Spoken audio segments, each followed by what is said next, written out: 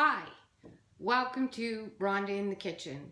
Ronda in the Kitchen looks like someone that is trying to be on a diet, and that's not the case. I am making a lifestyle change, and the lifestyle change allows for low gluten, low dairy, low fat, high fiber, and learning how to substitute things so that there are food sensitivities. For example, tomatoes. Cooked tomatoes are a sensitivity. So I've come up with a recipe that allows me to make spaghetti sauce without tomatoes.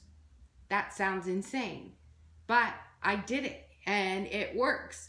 And thanks to this channel and making my vlog, I now have it for reference. I hope you enjoy the channel. I hope you subscribe, and please keep coming back as I'm going to keep cooking. Have a great day.